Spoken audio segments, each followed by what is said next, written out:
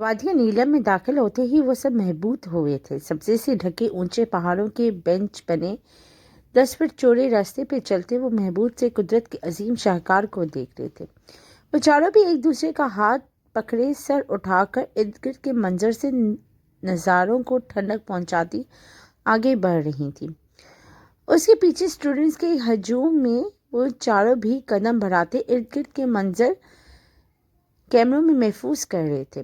فارس کو یہاں آنے کا آئیڈیا اب اتنا بھی برا نہیں لگ رہا تھا۔ حور اور نور ہاتھ پکڑتی آگے بھاگ گئیں۔ ارحا نے افسوس سے انہیں دیکھا۔ مرحا نے اس کا ہاتھ تھام لیا۔ ہم ساتھ ہیں نا؟ مسکرا کر آگے بڑھنے لگی۔ آہستہ آہستہ چلنے کے بعد فارس، عمر وغیرہ ان کے قریب پہنچ چکے تھے۔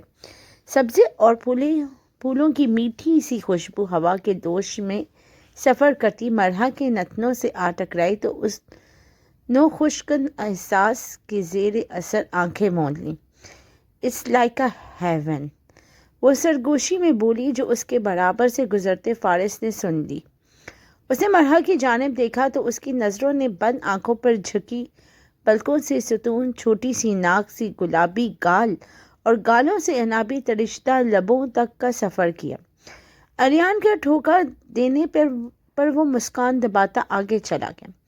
مرحا نے موندی آنکھیں کھولی تو عین سامنے اس کی چوڑی پشت کو دیکھ کر اس کی دھڑکنیں بے ترتیب ہوئیں۔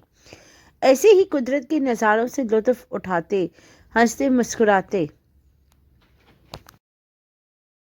وہ سارا دن وادی کی سیر کرتے رہے۔ رات کو سب تھکے ہارے بستروں پہ گرتے ہی نیند کی آغوش میں سو گئے۔ پیر چناسی جو کشمیر کا ایک نہایت دلکش اور جاذب نظر مقام ہے، قدرے وسط میں ایک سرسبز پہاڑ کی چوٹی پہ بنے لکڑی کے خوبصورت گھر ہوٹل کا کام دیتے تھے۔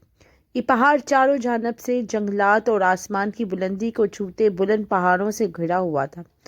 اطراف میں دھند میں لپٹے پہاڑ اس جگہ کو عجیب جاذبیت بخشتے تھے۔ آسمان پر تیزی سے گزرتے بادلوں کو اپنے اتنے قریب دیکھ کر یوں محسوس ہوتا تھا کہ انسان کسی اور دنیا میں قدم رکھ چکا ہے۔ یہ مقام کسی کو بھی ایسے ہی سیر زدہ کرنے کی صلاحیت رکھتا ہے۔ وہ سب ہجوم کی صورت کھڑے ڈین کی بات سن رہے تھے۔ اگر سفر میں ایڈونچر نہ ہو تو پھر مزہ نہیں آتا۔ ہم سیدھے راستے سے جانے کے بجائے یہاں کیوں آئے ہیں؟ میں وضاحت کرتا ہوں۔ میرے پیچھے آپ کو جنگلات کا طویل سلسلہ نظر آ رہا ہوگا۔ اسے پار کر کے ایک پہاڑ نظر آتا ہے جس پر جا بجا درخت لگے ہیں۔ آپ کو اس پہاڑ کی چوٹی پر پہنچنا ہے، وہیں ہماری رہائش ہوگی۔ آپ سب اپنا پارٹنر ڈھونڈ لیں جس کے ساتھ آپ یہ جنگل پار کریں گے۔ اگر کسی کو مسئلہ ہے تو وہ مت جائے، یہ آپ کی اپنی مرضی پر منحصر ہے، اور جو سب سے پہلے پہنچے گا اسے یونیورسٹی کی طرف سے انعام دیا جائے گا۔ Have a safe journey. انگوٹھا دکھا کر وہ بات ختم کرتے وہاں سے چلے گئے۔ نور جلدی سے حور کے ساتھ ان دونوں کے پاس آئی۔ یار آپی، ہم لڑکیاں ہیں، پیڑ بھی لڑکیوں کا ہی بنے گا۔ اگر کوئی پرابلم ہو گئی جنگل میں تو؟ وہ ذرا فکر مند ہوئی۔ ارحا نے کڑے تیوروں سے اسے دیکھا۔ ہاں تو تم ہی تو پڑی تھی یہاں آنے کی۔ Excuse me. عمر کھنگھارا تو انہوں نے پلٹ کر دیکھا جہاں عمر کے عقب میں وہ تینوں آتے دکھائی دے رہے تھے۔ جی۔ حور نے سوالیہ نظروں سے اسے دیکھا۔ ہم آپ کا یہ مسئلہ حل کر سکتے ہیں، وہ اس طرح کہ آپ میں سے ہر ایک میں سے ایک کو جوائن کر لے۔ دیکھیں، آپ ہمارے کرایہ دار ہیں اور سب سے بڑھ کر دادو نے آپ چاروں کا خیال رکھنے کی خاص تاکید کی تھی۔ جنگل میں اکیلی لڑکی کا جانا سیف نہیں ہے، باقی جیسا آپ کو مناسب لگے۔ وہ سنجیدہ ہوتے ہوئے بولا، جبکہ حقیقت میں اس کے دل میں لڈو پھول رہے تھے۔ انہیں اس کی بات مناسب لگی۔ ٹھیک ہے، آپ بتا دیں کون کس کے ساتھ جائے گا؟ مرحا کا کہنا تھا کہ نور الیان کے ساتھ جا کھڑی ہو گئی۔ میں اس انوسینٹ بوائے کے ساتھ جاؤں گی، کیا پتہ اسے میری مدد کی ضرورت پڑ جائے۔ اس کی بات پر لڑکوں کا کہکا گونجا جبکہ وہ تینوں مسکراتی۔ Little girl, do you want join your professor? Salar نرمی سے مسکرا کر بولا تو وہ سر ہلا گئی۔ میں سر کے ساتھ جاؤں گی۔ وہ سلار کے برابر آتی بیگ میں ضروری چیزیں چیک کرنے لگی۔ بہنا، آپ فارس کو جوائن کر لیں، میں آپ کی بہن کو جوائن کر لیتا ہوں۔ ان دونوں کو کشمکش میں دیکھ کر وہ خود ہی فیصلہ سنا دیا۔ چلیں۔ وہ ارحا کو گہری نظروں سے دیکھتا مسکرایا تو وہ سر پٹا گئی۔ بے شرم، وہ منہ میں بڑبڑائی۔ فارس آرام سے چلتا مرحا کے پاس آیا. یہ تو وقت ضائع کرتے نہیں کہ ہمیں چلنا چاہیے. مرحا نے سر اٹھا کر اسے دیکھا تو سرمائی آنکھوں کی تاب نہ لاتے ہوئے فوراً نظریں جھکا کی. وہ دونوں اپنے ساتھیوں کو بیسٹ آف لک کہتے جنگل میں داخل ہو گئے. 5 منٹ تک تو وہ ریلیکس سے آگے بڑھتے رہے. اس دوران انہوں نے ایک دوسرے سے بات نہیں کی. مرحا خاصا نروس ہو رہی تھی اور فارس اس کی نروسنس محسوس کر رہا تھا. آج مرحا لوگوں نے وائٹ شرٹ گھٹنوں تک آتی فراک کے ساتھ وائٹ ہی پینٹ اور لیدر کی میرون جیکٹ پہن رکھی تھی، جبکہ فارس لوگوں نے کیمل کلر کی شرٹ کے ساتھ بلیک جینز اور بلیک ہی لیدر جیکٹ پہن رکھی تھی. جھاڑیوں میں سے گزرتے عجیب سی آواز آئی جسے سن کر وہ سہم گئی. اس نے ڈر کر فارس کا بازو پکڑ لیا اور خوفزدہ نظروں سے چاروں اور دیکھنے لگی. یہاں کچھ ہے، وہ فارس کو یقین دلاتے ہوئے بولی تو وہ ہلکا سا مسکرایا. ڈونٹ وری، یہاں کچھ نہیں ہے. کہتے ہوئے اس نے اپنے بازو پر نظر ڈالی تو مرحا نے شرمندہ ہو کر ہاتھ ہٹا لیا. سوری. وہ کھلے بالوں کی لٹوں کو کان کے پیچھے اڑس کر اس سے کچھ فاصلے پر ہو گئی. وہ اس کے وجود سے اٹھنے والی مہک کو اور اپنے عجیب ہوتے احساسات کو محسوس کرتا سیدھ میں دیکھنے چلا گیا. بورنگ انسان بندہ کوئی بات ہی کر لیتا ہے. وہ دل ہی دل میں بڑبڑائی، لیکن زبان نے خوب ساتھ دیا کہ اس کے الفاظ زبان سے ادا ہوتے فارس کے کانوں تک پہنچنے کا شرف حاصل کر چکے تھے. وہ رکا اور عین اس کے سامنے کھڑا ہو گیا. مرحا اسے ٹکراتے بچی. وہ بڑی بڑی نیلی آنکھوں کو اور بڑا کرتی اسے دیکھنے لگی جو اس کا راستہ روک کے کھڑا تھا. آپ ہی بتا دیں کیا بات کروں میں؟ دوست ہم ہیں نہیں اور کوئی رشتہ ہمارے بیچ ہے نہیں، لیکن جو آپ محسوس کر رہی ہیں اس بارے میں بات کروں تو آپ کو کوئی مسئلہ تو نہیں ہوگا؟ وہ اس کے چہرے کے پل پل بدلتے رنگوں کو دیکھ کر محفوظ ہوتا نچلا ادب کا کونا دانتوں میں دبا گیا. مرحا سر چہرے سے اسے دیکھتی 2 قدم پیچھے ہٹی. نہیں تو ایسی تو کوئی بات نہیں ہے. اوکے آئیں. وہ اسے گھبراتا دیکھ کر دوبارہ سے قدم بڑھانے لگا. وہ اس سے کچھ آگے چلا گیا تو جلدی چلنے کے چکر میں اس کا پیر جھاڑیوں میں اٹکا اور وہ دھڑم سے نیچے گر گئی. وہ درد سے چلائی تو فارس فوراً پلٹا اور تیزی سے اس تک آیا جو پیر پکڑے رونے لگی تھی. فارس نے ہاتھ آگے بڑھایا تو وہ روتے ہوئے نفی میں سر ہلانے لگی. وہ لب بھینچ کر پنجوں کے بل نیچے بیٹھا اور اس کا پیر پکڑ کر شوز سے آزاد کر دیا. وہ درد کی شدت سے چیخ پڑی. خاردار جھاڑی کا ایک کانٹا اس کے شوز میں سے ہوتا پیر میں گھس گیا تھا. فارس کے شوز اتارنے پر کانٹا ایک جھٹکے سے نکلا تھا جس کی وجہ سے وہ درد سے چلائی تھی. I am sorry. ٹشو ہوگا آپ کے پاس؟ وہ نرمی سے کہتا اس کے پیر کو دیکھنے لگا جہاں ایڑی سے ہلکا سا خون نکلنے لگا تھا. مرحا نے منہ بسورتے پرس میں سے ٹشو نکال کر اسے دیا. اس کے منہ بسورنے پر فارس دھیما سا مسکرا دیا. وہ آرام سے اس کے پیر کو صاف کرنے لگا. جیب سے رومال نکال کر اس نے اس کے پیر پر باندھ دیا اور شوز پہنانے کے لیے ہاتھ بڑھایا تو مرحا نے اسے ایسا کرنے سے روک دیا. میں پہن لیتی ہوں. گال سے آنسو صاف کرتے اس نے شوز پہنا تو فارس اٹھ کھڑا ہوا. اٹھے کچھ نہیں ہوگا. وہ اسے پچکارتے ہوئے بولا. نو درد ہوگا. وہ سر اٹھا کر اس طرف دیکھتی آنسو روکنے کی کوشش میں ہلکان نظر آ رہی تھی. اس کی معصومیت پر فارس کا دل بے سختہ چاہا کہ اس کی آنسو اپنی انگلیوں کی پوڑوں پر چن لے. وہ گہری سانس لے کر جھکا اور اسے سمجھنے کا موقع دیے بغیر دونوں بازوؤں میں اٹھا کر سیدھا ہوا اور آگے بڑھنے لگا.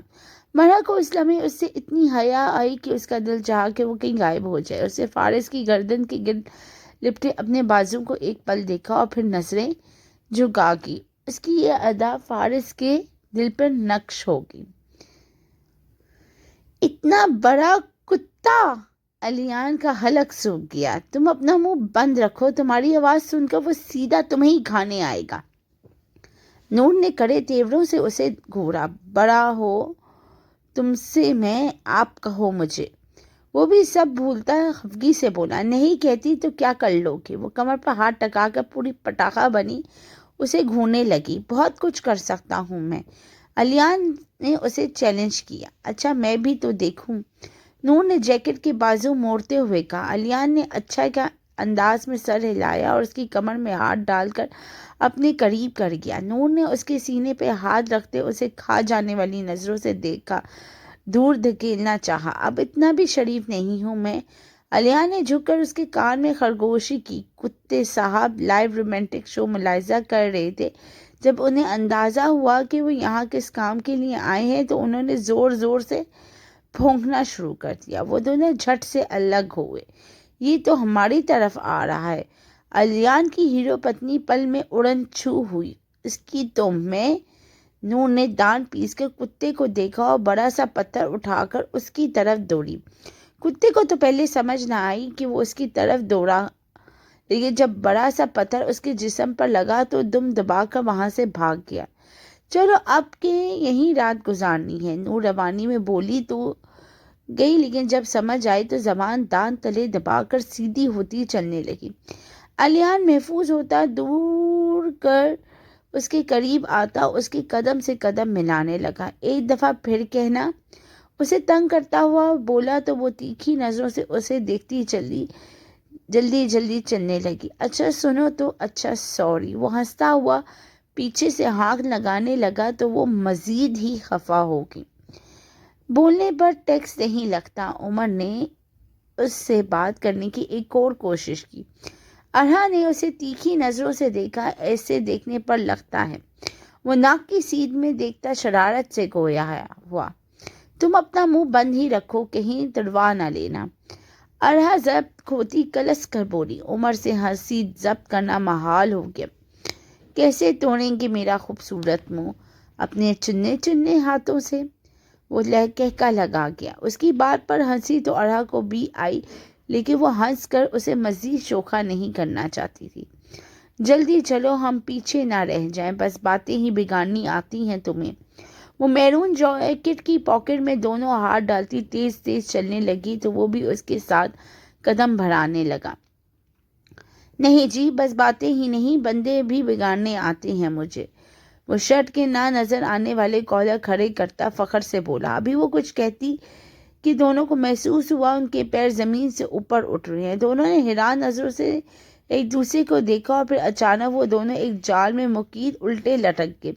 کسی جنگلی نے شاید یہ جال کسی جانور کے لیے رکھا تھا جس میں وہ دونوں پھنس گئے تھے. اب سین کچھ یوں تھا کہ وہ دونوں درخت کے پاڑ سے آتی رسی کے ساتھ بندھے جال میں الٹے لٹکے بری طرح پھنس گئے تھے. ارہا اسے دبوچے آنکھیں میچ کر چیختی جا رہی تھی، جبکہ عمر ہونکوں کی طرح سر گھما کر ادھر ادھر دیکھ رہا تھا، جیسے اسے یقین نہ آ رہا ہو کہ وہ دونوں واقعی قید ہو گئے تھے. ارہا کو اپنے بے انتہا قریب دیکھ کر اسے شرارت ہی سوجھ گئی. عمر اور اپنی حرکتوں سے باز آ جائے، امپاسبل. سنسان جنگل، ہم دونوں قید، تنہائی، ہاؤ رومانٹک. وہ بتیسی نکال کر بولا تو ارہا نے غصے سے نتنے پھلائے. Shut up. وہ اس کے کان میں اتنی زور سے چیخی کہ وہ اپنا کان سہلانے لگ گیا. بہرا نہیں ہوں میں. اب کہ وہ بھی تنگ کر بولا اور جیب سے نیل کٹر نکال کر پہلے دونوں کی پیر سے لپٹی رسی نکالی. وہ دونوں کافی تگ و دو کے بعد سیدھے ہو کر بیٹھے تو وہ جال کترنے لگا. چند منٹوں بعد جب جال میں کافی بڑا سوراخ ہو گیا تو اس نے پیر باہر نکالے اور ارہا کو بھی ایسے کرنے کو کہا. جب اس نے ڈرتے ڈرتے پیر باہر نکالے تو عمر اس کا ہاتھ تھام کر نیچے کود گیا. ارہا کی چیخ بلند ہوئی تھی. وہ ڈر کے مارے آنکھیں زور سے بند کر چکی تھی. جب اسے لگا کہ وہ صحیح سلامت ہے تو اس نے آنکھیں کھول دیں. وہ دونوں صحیح سلامت تھے. اس نے شکر کا سانس لیا. عمر نے اس کا ہاتھ چھوڑ دیا اور منہ بناتا آگے چل پڑا. وہ بھی جلدی سے اس کے ساتھ چلتی کھنکیوں سے اس کا پھولا ہوا چہرہ دیکھنے لگی. سر، کتنا انٹرسٹنگ لگ رہا ہے یہ سب.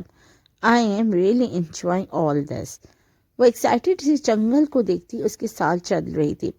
سالار اس کی بات پر مسکرایا. That's good. میرے لیے بھی یہ سفر یادگار رہے گا. کیونکہ وہ رکا تو حور گردن موڑ کر سر اٹھاتی اسے سوالیہ نظروں سے دیکھنے لگی. کیونکہ آپ میرے ساتھ ہو لٹل گرل. وہ دلکشی سے مسکرایا تو اس کی گال میں پڑتا ڈمپل نمایاں ہوا. وہ بھی مسکرانے لگی. ایک منٹ. وہ اس کے سامنے آتا اس کا رستہ روک گیا. کیا ہوا سر؟ وہ معصومیت سے اٹھتی سے دیکھنے لگی. سالار کا دل بے قابو ہوا. وہ بے اختیار جھکا اور اس کے نرم و ملائم گال پر اپنے نرم گرم لب رکھ کر پیچھے ہٹا. حور تو اپنی جگہ جم ہی گئی. کچھ پلوں کے لیے تو اسے سمجھ ہی نہیں آیا کہ اس کے ساتھ ہوا کیا ہے. سالار کی مسکراتی نظریں خود پر پا کر وہ پزل ہوئی. وائی ڈو یو کس می؟ وہ آنکھوں پر پلکوں کی جھالک گرا کر کہنے لگی تو سالار اس کا ہاتھ تامنے چلنے لگا. I am sorry if you mind it. مجھے خود نہیں پتا میں نے ایسا کیوں کیا. وہ کہہ کر خاموش ہوا تو وہ بھی بغیر کچھ کہے اس کے ہاتھ میں موجود اپنے ہاتھ کو دیکھتی ہلکا سا مسکرائی. واپس جا کر میں دادو سے بات کروں گی. دل میں عزم کرتی وہ اس کے قدموں سے قدم ملانے لگی. ان سب کو پہاڑ کی چوٹی پہ پہنچتے شام ہوگی. سب نے خوب انجوائے کیا. اس دوران کچھ دلوں میں نئے جذبات پروان چڑھنے لگے تھے. چاہت کی میٹھی مہک چہار سو چانے لگی تھی. بلا شبہ یہ سفر ان آٹھوں کو ہمیشہ یاد رہنے والا تھا. وقت کا کام ہے گزرنا اور وہ گزرتا چلا جاتا ہے. وہ چاروں جب یہاں آئی تھی تو انہوں نے سوچا تک نہ تھا کہ وہ یوں کسی کی محبت میں گرفتار ہو جائیں گے. انہوں نے اس متعلق سب سے پہلے دادو کو بتایا تھا، پھر اپنے جذبات ایک دوسرے سے بانٹے تھے. تاج بیگم کے لیے یہی کافی تھا کہ ان کی بچیوں نے کوئی غلط قدم نہیں اٹھایا، بلکہ ان پر اعتماد کرتے سب سے پہلے انہیں اپنی پسند سے آگاہ کیا تھا. انہوں نے مناسب وقت پر بات کرنے کا کہتے انہیں فی الحال خاموش اختیار کرنے کا کہا تھا. دوسری جانب بھی جذبات کی مہک پہنچ چکی تھی. وہ جانتے تھے کہ سب کے کون کس کے لیے کیا جذبات رکھتے ہیں اور مطمئن تھے کہ سب سوائے سلار کے. اس نے تو یہ سب اپنی عادت کے مطابق وقت گزاری کی نیت سے شروع کیا تھا، لیکن اب اس کے جذبات بدلنے لگے تھے. وہ اپنے آپ کو سمجھ نہیں پا رہا تھا. اسی سلسلے میں وہ عمر سے بات کر رہا تھا. یار میں سیریس ہو رہا ہوں. اس کی بات پر عمر کا کہکا گونجا. نہ کر تو اور سیریس. اب ایک گدھے سمجھتا ہے تو مجھے، لیکن میں ہوں نہیں. پوری یونیورسٹی تجھے کیوٹ کمینے کے نام سے جانتی ہے اور ایسی تیری رنگین مزاج طبیعت کی وجہ سے ہے. انہیں بے خبری میں علم نہ ہوا کہ حور اور ارہا کب سے پیچھے کھڑی ان کی باتیں سن رہی تھی. سلار نے نفی میں سر ہلایا. نہیں یار اب بات کچھ اور ہے. وہ آہستہ سے بولا تو عمر سر ہلا گیا. سمجھ سکتا ہوں میں. پہلے مجھے بھی لگتا تھا کہ لڑکیاں وقت گزاری کے لیے ہوتی ہیں اور کوئی محبت نامی چیز نہیں ہوتی. وہ اس کے کان کے پاس جھکا. لیکن جب سے مجھے ارہا سے محبت ہوئی ہے میری سوچ بدل گئی ہے. برو وہ ہر لڑکی کریکٹر لیس نہیں ہوتی. اس کی پہلی آدھی بات تو ان دونوں کے کانوں تک پہنچ گئی، لیکن اگلی بات آہستہ بولنے کے بعد وہ سن نہ سکی. حور کی آنکھوں پہ بے یقینی تھی. اس کی آنکھوں سے آنسو بہنے لگے. کسی احساس کے تحت اسے پلٹ کر دیکھا تو ان دونوں کو وہاں کھڑا دیکھ کر گھبرا کر اٹھے. سلار نے اسے یوں اٹھتے دیکھ کر اس کی نظروں کے تاکوں میں دیکھا تو اس کی بھی سیٹی گم ہو گئی. شٹ! اسے خود پر بے انتہا غصہ آیا. حور کی آنکھوں سے گرتے آنسو اسے باور کرا چکے تھے کہ وہ سب کچھ سن چکی ہے. وہ نفی میں سر ہلاتے پلٹی تھی اور دوڑتی ہوئی گال پر بہتے آنسو صاف کرتی سیڑھیاں چڑھنے لگی. عمر نے ارہا سے کچھ کہنا چاہا.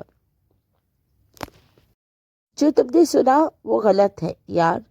میرا مطلب ہے تم غلط سمجھ رہی ہو. ایسا کچھ نہیں ہے. وہ بے اختیار کرا. ارہا آنکھوں میں غصے کی سرخی لیے اسے دیکھتی رہی. یکدم وہ پلٹی اور تن فن کرتی وہاں سے چلی گئی. عمر غصے سے سلار کو گھورتے اس کے پیچھے بھاگا جو لان کے وسط تک پہنچی تھی. رکو بات سنو میری. وہ خود پر ضبط کرتا ہوا بولا. اسے بھی غصہ آنے لگا تھا اب. ایسے کیسے وہ پوری بات جانے بغیر اس کو غلط سمجھ رہی تھی. راستہ چھوڑو میرا. عمر کو اپنے راستے میں حائل دے کر وہ نتنے پھلا کر بولی. اس کا بس نہ چل رہا تھا کہ اس کے منہ پر ایک چماٹ لگا دیتی. اتنا سب کر کے بھی وہ کس طرح دیدہ دلیری سے اس کا راستہ روکے کھڑا تھا. نہیں چھوڑوں گا راستہ، اور تم مجھے اپنے راستے سے ہٹانے کی کوشش کرو بھی نہ، کیونکہ تمہارا ہر راستہ میری ہی طرف آتا ہے. وہ بھی آنکھوں میں غصہ سموئے اس ٹڈی سی لڑکی کو دیکھ کر بولا جو اس کے دل پر پوری شان سے حکومت کرنے لگی تھی. تو پھر مرو یہیں. میں جا رہی ہوں. وہ سرخ آنکھوں سے اسے گھورتی اس کی سائڈ سے نکلنے لگی کہ عمر کا دماغ گھوم گیا. تمہیں سمجھ نہیں آ رہا؟ بات کرنا چاہتا ہوں میں تم سے. وہ اسے بازو سے پکڑ کر جھٹکا دیتا نچلے لہجے میں دھاڑا. ارہا کی آنکھوں میں نمی چپکی. کیا رہ گیا ہے بات کرنے کو اب؟ ہاں تم بھی اپنے دوست کی طرح گھٹیا ہو. اب میں مزید تمہیں اپنے جذبات سے کھیلنے کی اجازت ہرگز نہیں دوں گی. سمجھ کیا رکھا ہے تم دونوں نے ہم بہنوں کو؟ ایسی گری پڑی ہے کہ تم ہمیں وقت گزاری کا سامان بناؤ. وہ بغیر سوچے سمجھے بولتی چلی گئی. Shut up. وہ سرخ آنکھوں سے اسے دیکھتا ہوا دھاڑا تو وہ ڈر کر پیچھے ہٹی. بہت بکواس کر لی ہے تم نے اور میں نے سن لی. اب اگر تم نے کچھ لان میں کسی کی قدموں کی آواز سن کر وہ لب بھینچ کر اسے کھینچتا لان کے پچھلے حصے میں لے آیا اور جھٹکے سے اسے دیوار سے لگاتا اس کے گرد دیوار پر بازو رکھ گیا۔ چھوڑو مجھے وحشی انسان، میں تمہارا سر پھاڑ دوں گی۔ وہ جنگلی بلی بنی اس کا منہ نوچنے کے در پہ ہوئی۔ عمر کا اب صحیح معنوں میں دماغ گھوم گیا تھا۔ اسے غصے سے لان میں دیکھتے ہوئے اس کے منہ پر اپنا مضبوط ہاتھ رکھ کر اس کی آواز کا گلا گھونٹ دیا۔ بس بہت بول لیا تم نے، بغیر کچھ جانے کیسے تم میرے بارے میں ایسی رائم قائم کر سکتی ہو؟ وہ اپنی مضبوط گرفت میں پھر پراتی اس نازک لڑکی کی نیلی آنکھوں میں اپنی سرخی مائل آنکھیں گار کر سد مہری سے بولا، بتاؤ ایسا لگتا ہوں میں تمہیں؟ بولو، اگر اتنا ہی گھٹیا اور آوارہ لگتا تھا تو کیوں مجھے اپنے دل میں بسایا تم نے؟ وہ دیوار پر اس کے برابر ہاتھ مارتا درشکدی سے بولا تو وہ بھیگے لینڈ کٹوروں سے اسے شکایتی نظروں سے دیکھتی پھوٹ پھوٹ کر رونے لگی۔ یار، وہ اسے روتا دیکھ کر بے بسی سے بولا، ایک بار میری بات سن لو، پھر جیسا تمہیں ٹھیک لگے ویسا کرنا۔ وہ اس سے فیصلے پر ہوتا سنجیدگی سے کہنے لگا، سالار ایسا تھا میں مانتا ہوں، لیکن وہ بدل گیا ہے۔ وہ یہی بات ڈسکس کر رہا تھا مجھ سے، اور جہاں تک میری بات ہے، میرے جذبات میں کہاں کھوٹ دیکھا تم نے؟ میں نے کبھی مینی نظر سے دیکھا تمہیں؟ بتاؤ۔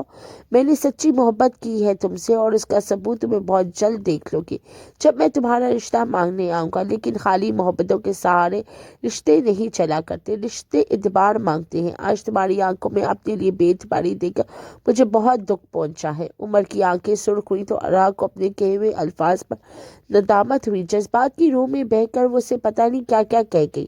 I am sorry. وہ بھیگی آنکھوں سے اسے دیکھتی رو دینے کو ہوئی۔ مجھے یہ سوری نہیں چاہیے، مجھے وعدہ چاہیے کہ تم سے کہ آئندہ کچھ بھی ہو تم میرا اعتبار کرو گی۔ اس کی آنکھوں میں جھانکتا اس سے اعتبار مانگ رہا تھا۔ کروں گی وعدہ۔ وہ کیلی سانس اندر کھینچتی اسے اعتبار سونپ گئی تو وہ بھی سکون کا سانس لیتا مسکرا دیا۔ فارس آفس سے سیدھا لانچ میں آیا تو سالار کو سگریٹ پیتے دیکھ کر اسے دھچکا لگا۔ اس نے پاس ہی بیٹھے الیاس سے اشاروں میں پوچھا تو وہ بے چارگی سے کندھے اچکا گیا، میں جب سے آیا ہوں پوچھ پوچھ کر تھک گیا ہوں، لیکن نواب صاحب جواب ہی نہیں دے رہے، بس سگریٹ پھونکے جا رہے ہیں۔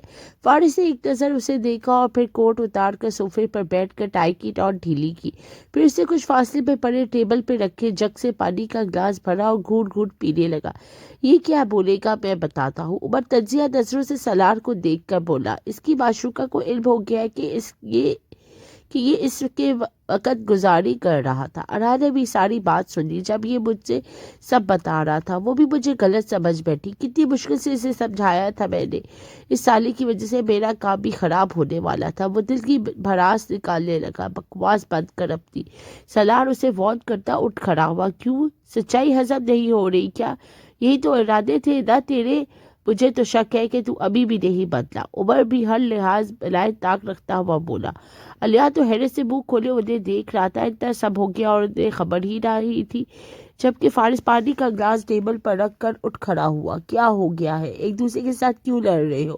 پیچھے ہٹو۔ وہ ایک دوسرے کے مقابل کھڑے عمر اور سالار کو دیکھتا سختی سے بولا، اسے کہے اپنی بکواس بند کر لے، نہیں تو میں منہ توڑ دوں گا۔ سالار دانت پیس کر درشکدی سے بولا تو عمر کو بھی غصہ آیا، تو ہاتھ تو لگا کر دکھا، مجھے منہ توڑنا دور کی بات ہے۔ سالار ماتھے پر بل ڈالے آگے آئے، یہ لے۔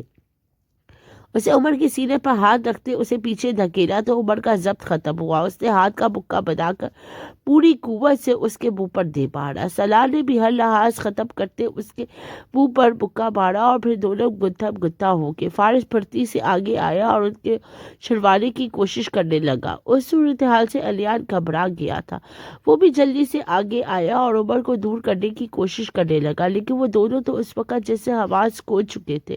فارس پہلے ہی تھکا ہوا آیا تھا، اوپر سے ان دونوں کو پاگلوں کی طرح لڑتا دیکھ کر اس کا دماغ گھوم گیا۔ اس نے دونوں کو دھکا دے کر دور دھکیلا اور ان کے منہ پر زدانے دار تھپڑ مارا۔ وہ دونوں پل میں خاموش ہوئے تھے۔ ہو کیا گیا ہے تم دونوں کو؟ ان لڑکیوں کے پیچھے آپس میں ڈیش کی طرح لڑ رہے ہو؟ کیا یہی دوستی تھی تم دونوں کی کہ 2 دن کی محبت کے پیچھے ایک دوسرے کی گریبانوں کو پہنچ رہے ہو؟ جاؤ اپنے کمرے میں، اور اب اگر تم دونوں کو لڑتا ہوا دیکھا تو میں نے آئندہ تمہاری شکل نہیں دیکھو گے۔ لشکری سے کہہ کر وہ اندر جانے کے بجائے وہ لان میں چلا گیا۔ گہرے سانس لے کر اس نے اپنے غصے پر قابو کیا۔ اندر وہ دونوں خاموشی سے اپنے کمروں میں چلے گئے تھے۔ الیان کی آنکھوں میں دکھ دبایا تھا، وہ اداس ہوتا چھت پر چلا گیا کیونکہ اس وقت وہ تنہائی چاہتا تھا۔ اس کے جانے کے بعد برہا اور ہور آہستہ سے سیڑھیوں کے پیچھے سے باہر آئی۔ وہ دونوں سب کچھ سن چکی تھی۔ ہور تب سے روئی جا رہی تھی۔ برہا نے دکھ سے اسے دیکھتے گلے لگا لیا۔ میری جان، ہو سکتا ہے کوئی غلط فہمی ہوئی ہو تمہیں، تو تم ایک بار اس سے بات کرو، ہو سکتا ہے وہ واقعی سچا ہو۔ اگر اس نے تم سے بات کرنی چاہی تو تم ایک موقع ضرور دینا۔ کبھی کبھی کانوں کا سنا بھی پورا سچا نہیں ہوتا۔ ہم تمہیں خوش دیکھنا چاہتے ہیں، ایسے روگی تو دادو بھی اپسیٹ ہوگی نا۔ جاؤ شاباش، کچھ دیر سو جاؤ، پھر بات کرتے ہیں اس بارے میں۔ وہ اسے پیار سے سمجھانے لگی تو ہور ہاتھ کی پشت سے آنسو پوچھتی، سر ہلا کر الگ ہوتی، چھوٹے چھوٹے قدم اٹھاتی اپنے کمرے میں چلی گئی۔ وہ تو چلی گئی لیکن برہا بے حد اداس ہوگی۔ وہ عجیب عجیب سوچتی لان میں چلی آئی۔ اس کی نظریں تو سامنے تھی لیکن دماغ کہیں اور الجھا ہوا تھا، اس لیے وہ سامنے کھڑی فارس کو دیکھ نہ سکی اور اس سے ٹکرا گئی۔ فارس کا سر جھکا ہوا تھا اس لیے وہ بھی نہیں دیکھ پایا تھا۔ وہ گھبرا کر ہڑبڑی میں پیچھے ہٹی تو اس کا پیر مڑ گیا۔ اس سے پہلے کہ وہ گرتی، فارس نے پھرتی سے اس کے بازو تھام کر اسے گرنے سے بچایا۔ وہ سیدھی ہوتی شکایتی نظروں سے اسے دیکھنے لگی۔ فارس اس کی نظروں کو پڑ گیا تھا۔ وہ براہ راست اس کی نیلی آنکھوں میں اپنی سربائی آنکھیں گاڑ کر کہنے لگا، ہر کوئی ایک سا نہیں ہوتا، یہ آپ دیکھ لیں گی۔ دھیمے لہجے میں کہتا وہ وہاں سے جا چکا تھا۔ برہا نے آنکھیں موند کر کھلی ہوئی ہوا میں گہرا سانس لیا۔ اسے اس کے ایک ایک حرف پہ یقین تھا۔ وہ لان سے نکلتا بیرونی دروازے کے پاس پہنچا تھا کہ ہور دروازہ دھکیل کر اندر آئی۔ سامنے ہی سالار کو دیکھ کر اس کی بھوں تن گئی۔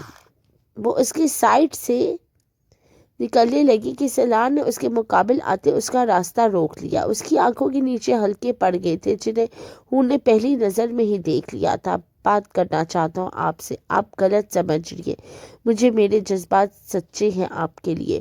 ہور نے سپار لہجے سے اسے دیکھا تو میں نے جو سنا وہ کیا تھا؟ سالار نے کنپٹی دبائی۔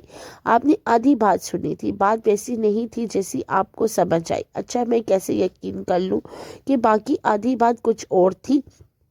وہ سپار لہجے میں بولی، ٹھیک ہے، کل میں آؤں گا دادو سے بات کرنے، اس سے زیادہ میں آپ کو یقین نہیں دلا سکتا۔ اگر آپ کا دل مان گیا تو ٹھیک ہے، ورنہ۔ وہ چپ ہو گیا۔ جیب سے سگریٹ نکال کر سگلاتا وہ گیٹ کھول کر باہر نکل گیا۔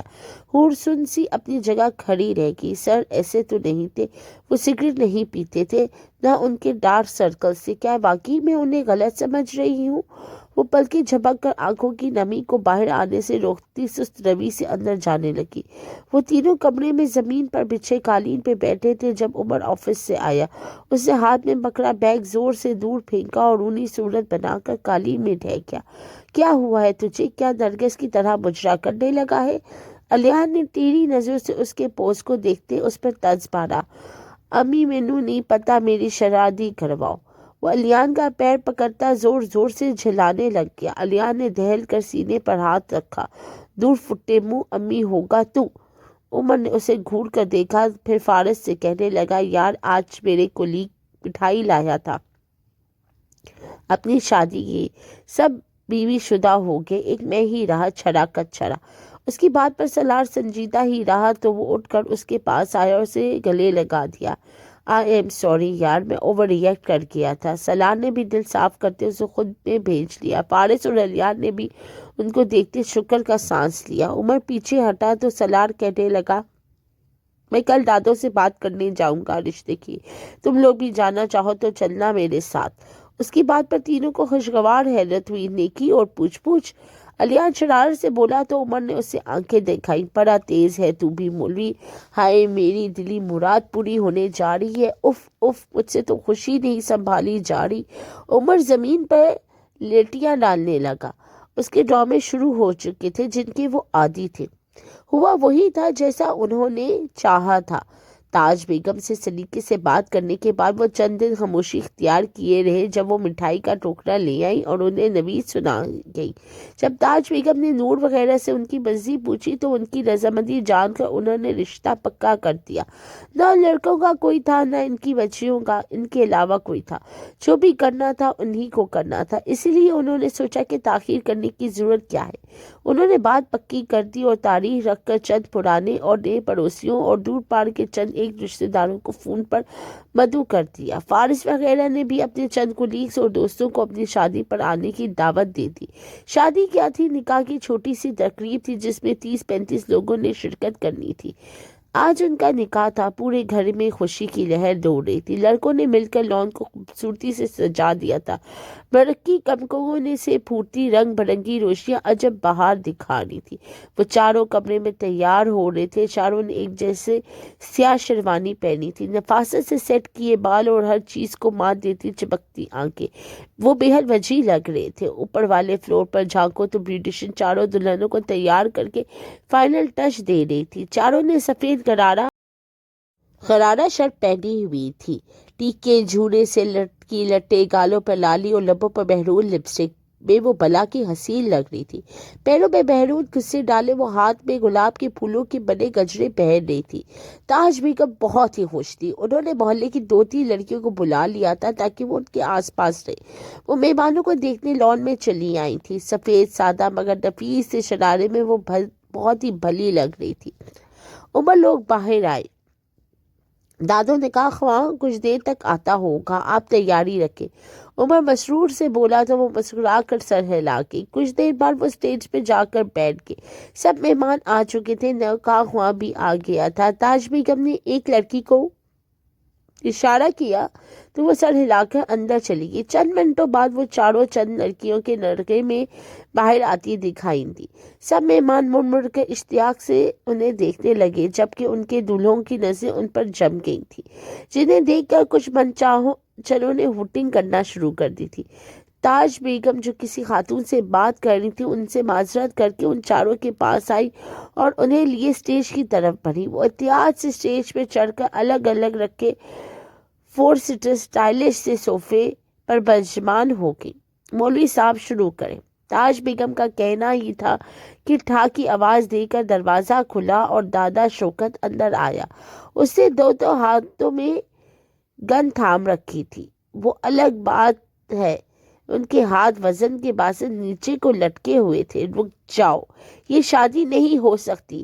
ان کی آواز پر سب نے مڑ کر دیکھا تو بنیان اور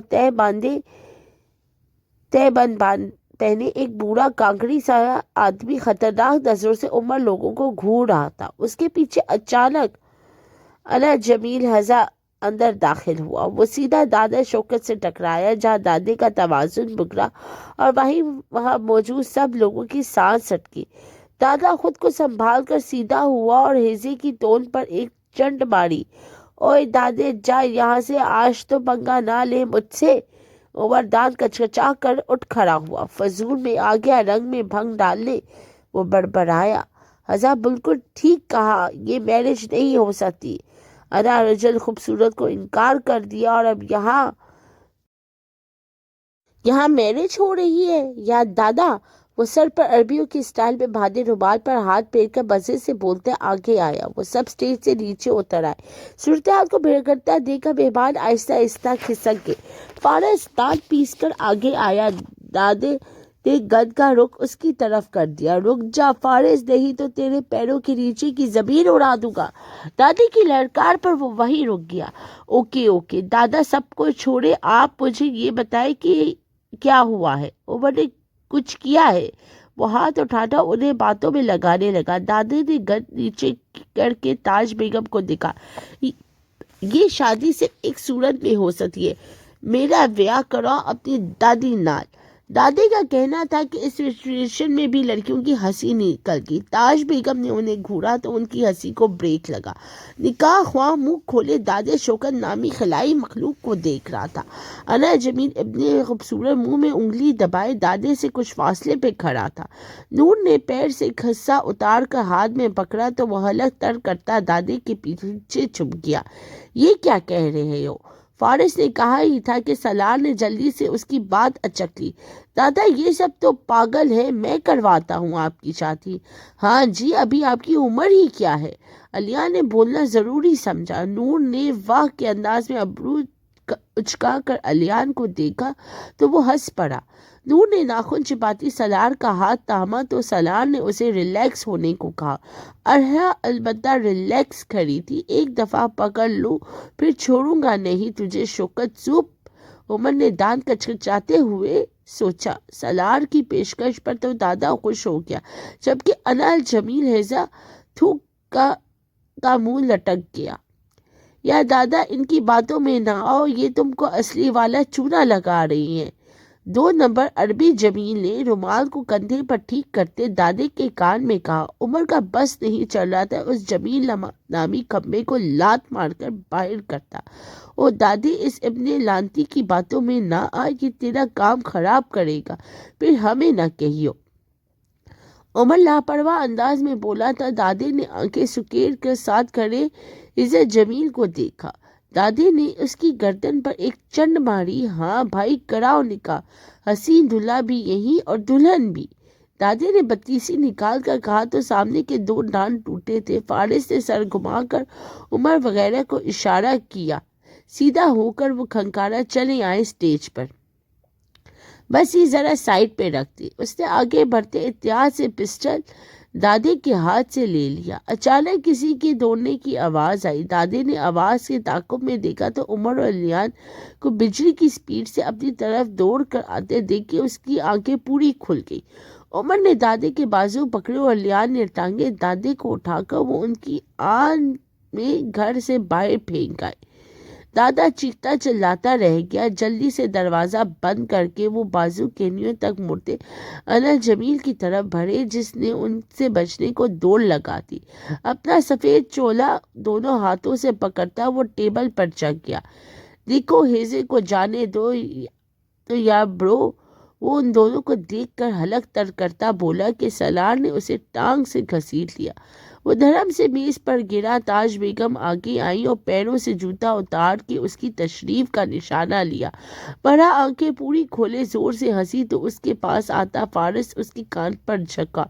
بہت ہنسی آ رہی ہے، اپنی انرجی بچا کے رکھے، آگے ضرورت پڑنے والی ہے۔ اس کے سراپے پر گہری نظر ڈال کر وہ کچھ فاصلے پر کھڑا ہو گیا۔ شرم سے بڑھا کا چہرہ لال گلال ہو گیا۔ انا جمیل کو ٹھکانے لگا کر سب اکٹھے ہوئے۔ وہیں کھڑے نکاح خواہ نے ان کا نکاح پڑھوایا۔ منہ میٹھا کرنے کے بعد تاج بیگم نکاح خواہ کو گیٹ تک چھوڑنے چلی گئی۔ وہ چاروں اپنی دلہن کے ساتھ کھڑے انہیں محبت سے تک رہے تھے۔ انہیں خود سے قریب کرتے وہ یک زبان بولے، تو کیسا لگا ہمارا لو؟